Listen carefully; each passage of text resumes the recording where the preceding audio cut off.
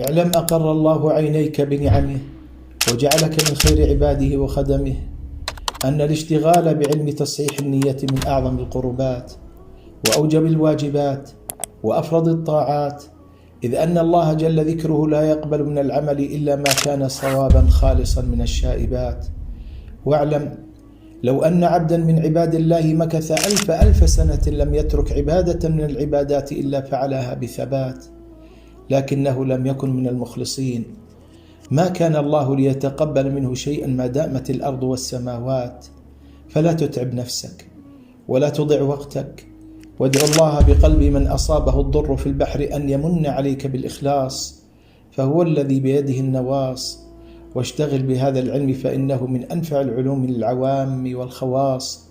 واصبر وصابر واصطبر في تحصيله في جميع الأوقات، واجعله نصب عينيك في الخلوات والجلوات.